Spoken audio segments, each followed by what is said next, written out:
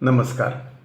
आज मी प्राध्यापक MP पाटील सरांच्या महाकाव्य काव्य समजलेलं उमजलेलं या पुस्तकातील रवींद्रनाथांची गीतांजली एक परिचयात्मक आकलन या प्रकरणाच्या मी पाडलेल्या 5 भागांपैकी शेवटचा 5वा भाग वाचतो. 8. इहवादस्पर्शित कर्मयोगी, सामाजिक समतावादी, मानवतावादी, संस्कृती संगमात्मक कविता. रवींद्रनाथांचे सामाजिक जीवन सामाजिक उद्धाराच्या नानाविध प्रयोगांनी भरून गेले आहे. समाजसेवेसाठी आणि ग्रामीण जीवनाच्या उद्धारासाठी त्यांनी प्रयोग केले. भारतातील दरिद्री नारायणांशी एकरूप होण्याचा त्यांना ध्यास होता.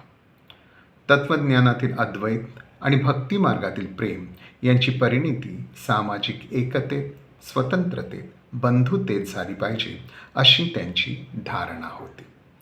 राजकारणाच्या धक्काधक्कीतही त्यांनी आपला वाटा उचलला होता. धर्म, इतिहास, शिक्षण, विविध साहित्य आदी कलांचा त्यांचा गाढा अभ्यास होता. विश्वभारतीच्या स्थापनेत त्यांनी शिक्षण क्षेत्राला वाहून घेतलं. विश्वात्मक ऐक्य, मानवता, प्रेम, शांती, समता आदी मूल्यांच्या सांस्कृतिक संस्काराला त्यांच्या विश्वभारतीत अधिष्ठान दिले. या त्यांच्या कृतिशील आणि वैचारिक प्रत्यक्ष जीवनातील इहवादस्पर्शित कर्मयोगाचे, सामाजिक समतावादाचे, रूढीविरुद्ध क्रांत सन्मुखतेचे, संस्कृती संगमाचे स्फूर्तिदायक दर्शन त्यांच्या गीतांजलीतील काही कवितांतून घडते. मराठी भाषेतील केशवसूत, कुसुमाग्रज, विंदा करंदीकर, वसंत बापट, नारायण सुर्वे आदी आधुनिक कवींप्रमाणेच संवादी असे हे गीतांजली दर्शन घडते. आरुआघात सई बेआमार, हे माझे दुर्भाग्य देशा, विश्वसाथे योगे जेथाय बिहारो, हे मारे चित पुण्यतीर्थ जागो रे धीरे, भजन पूजन साधना आराधना आदी गीतांतून हे इहवादस्पर्शित विचारसन्मुख भावनांचे दर्शन घडते. पुढील काव्यपंक्तीतून त्यांची स्फूर्तिदायक प्रतीती रसिकांना येते. सारा अग्नी भडको, सारा वारा गर्जना करो, तू सारे आकाश प्रक्षुब्ध करून पूर्णतेचा विस्तार कर. हे माझ्या चित्ता, या पवित्र तीर्थावर हळूहळू जागा हो. या भारताच्या महामानवा तू जागा हो. येथे उभा राहून दोन्ही बाहू पसरून मी मानव देवतेला नमस्कार करतो. अद्याप भारताच्या महामानवाच्या सागर तीरावर मंगल घट भरला नाही.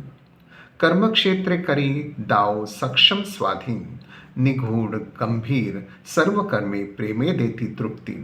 संसार भवनद्वारे जे भक्ती अमृत मिळते, जे सर्वांहून अधम दीनांहून दीन राहतात, तेथे सर्वांच्या मागे, सर्वांच्या खाली, सर्वस्व गमावलेल्या जनांमध्ये तुझे चरण विराजतात.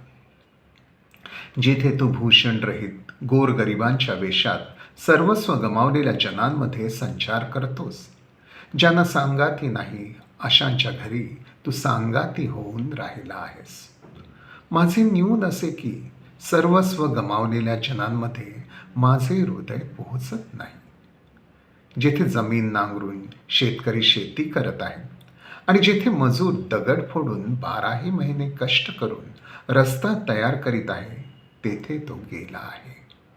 तो सर्वांबरोबर उन्हा पावसामध्ये तापत भिजत आहे. त्यांच्या दोन्ही हातांना माती लागली आहे. त्याच्याप्रमाणे सोवळे वस्त्र फेडून तू मातीमध्ये ये. मुक्ती? अरे मुक्ती तुला कुठे मिळणार? मुक्ती इथे मिळणार.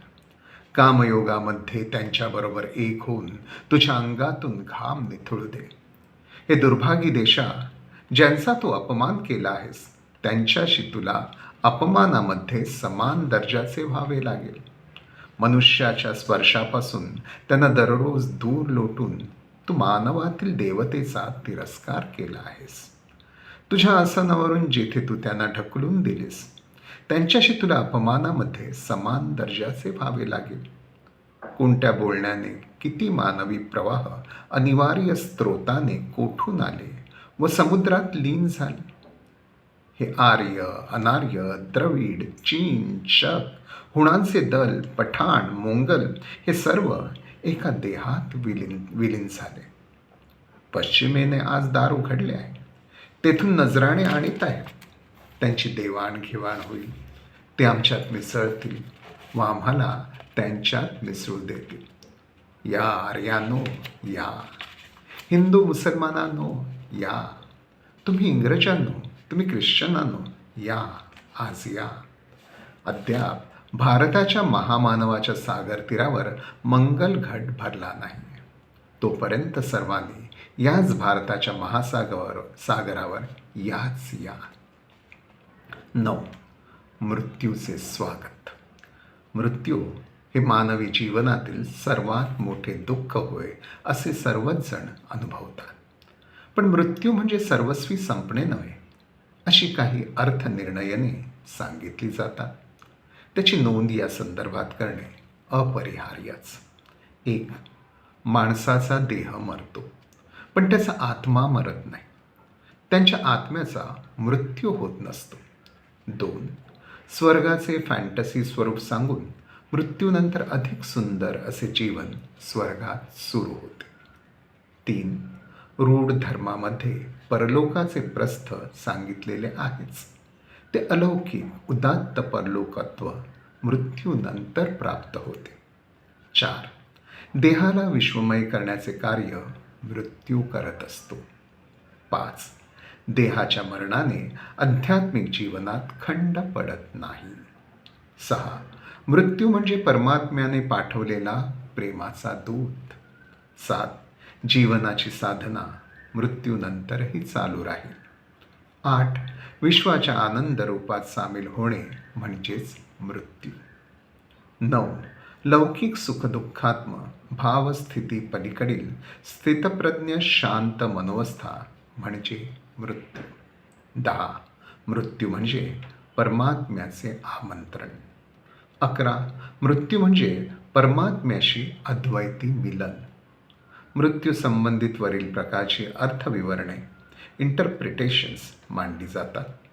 रवींद्रांचे याबाबतचे महत्त्वपूर्ण चिंतन झालेले दिसते.